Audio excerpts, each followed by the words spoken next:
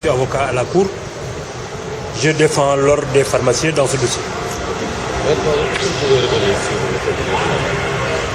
Mais l'affaire, comme nous l'avions souhaité, a été retenue aujourd'hui par la Cour d'appel.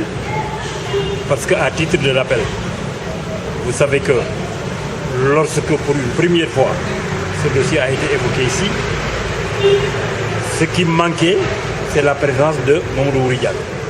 Par la suite, l'on nous a dit qu'il avait bénéficié d'un décret de grâce. Aujourd'hui, le décret de grâce est dans le dossier. Le président Tédiko a appelé le dossier et nous avons soulevé des exceptions d'illégalité. Exception d'illégalité, c'est quoi? C'est pour plaider que Mamadou Wuri Diallo n'était même pas recevable à la grâce. A fortiori, obtenir la grâce. Parce que comme vous devez le savoir, pour pouvoir obtenir la grâce, il y a des conditions de droit. Le dossier pour lequel il faut demander la grâce doit revêtir l'autorité de la chose jugée. Or, Mamadou Wuri Diallo a fait appel. Et qui dit fait appel, avec l'appel, on peut tout revoir. C'est le premier élément. En aucun cas, donc, Mamadou Wuri Diallo ne devait quitter le Sénégal. A fortiori, avoir donc bénéficié de ce décret. Nous avons soulevé donc in limine litis l'exception d'illégalité. En deux mots, le juge pénal peut écarter un acte administratif unilatéral réglementaire s'il estime que l'acte administratif est illégal. Mais c'est le cas, puisque même le chef de l'État, l'auteur de cette grâce, a fait son mea culpa en disant qu'il a été trompé. Donc, nous avons demandé au juge de la Cour d'appel d'écarter des débats.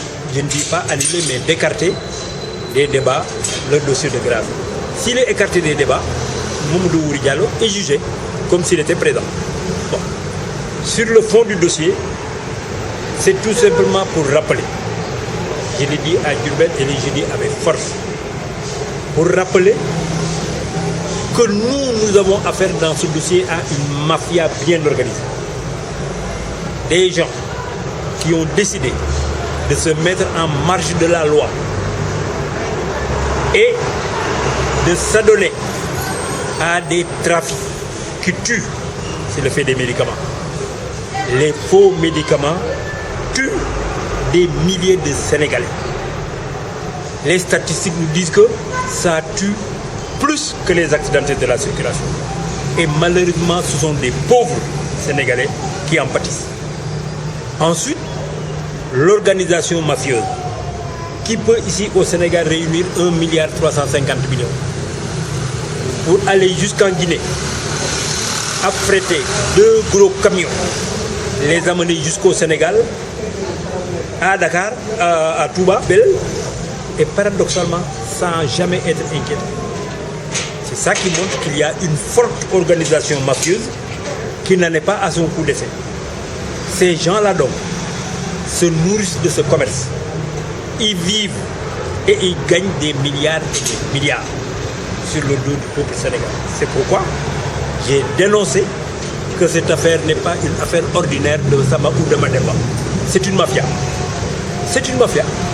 Comme on l'aurait vu au Mexique, comme on l'aurait vu en Colombie, des gens qui vendent de la drogue, de la cocaïne. Mais ces gens-là, ces trafiquants, se sont organisés comme tels. Ils vendent des produits qui tuent des Sénégalais.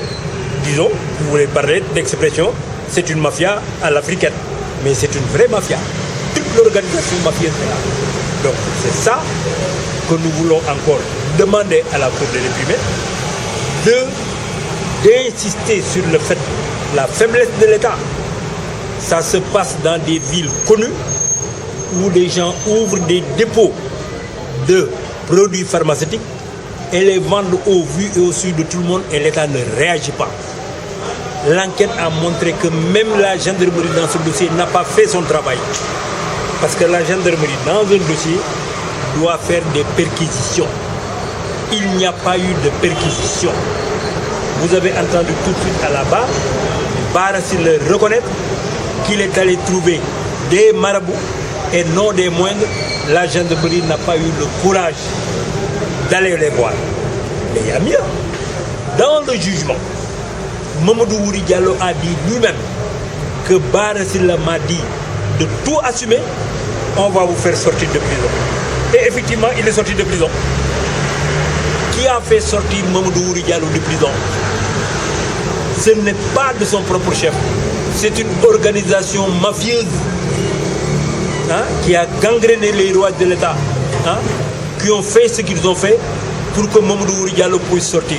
Je peux vous donner une information.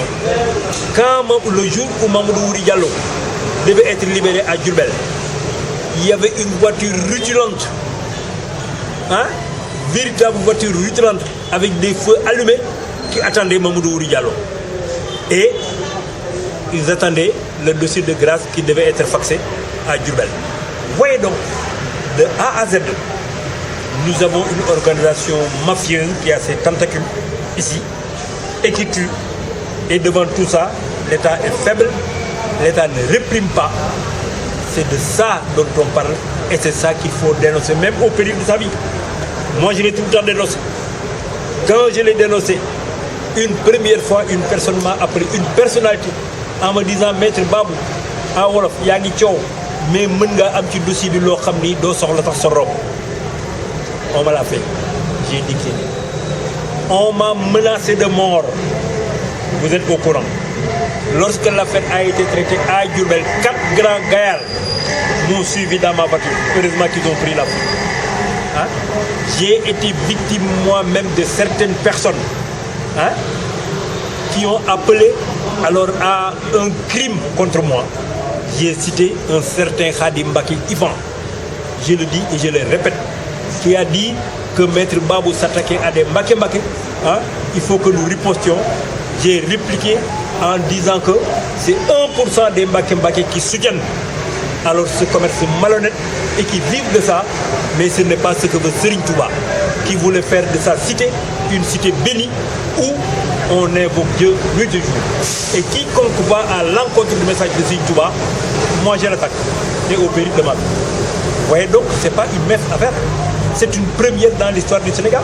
Et aujourd'hui à l'étranger, j'ai reçu chez moi un journaliste de Al Jazeera, il a fait 2 jours chez moi, il était venu enquêter sur les faux médicaments. Les pharmaciens vous diront, dans leur conférence internationale, le Sénégal est pointé du doigt à cause des faux médicaments. Nous avons battu un record du monde honteux de trafic de faux médicaments pour une valeur de 1,350 milliard. Il faut que les gens le disent, il faut que les gens se lèvent et disent non. Il faudra se battre à travers tous les moyens. L'avocat à la défense a déploré le fait qu'il y ait des corruptions par rapport à l'arrestation de Barassi. Qu'est-ce que vous dites par rapport? Non, ça c'est un dossier de fond, lui il sait. Barassi qui dit, il a même dit à Wolof, j'ai des magasins, dépôts de magasins illicites. Vous étiez là-bas. Barassi qui dit, les produits là dont on parle, c'est lui qui les vendait. Oh, non, le juge doit, des produits pharmaceutiques. Il le reconnaît. Est-ce qu'il doit le faire? Est-ce qu'il a le diplôme de pharmacien? Est-ce qu'il doit vendre des produits pharmaceutiques qui tuent? Parce que c'est du poison.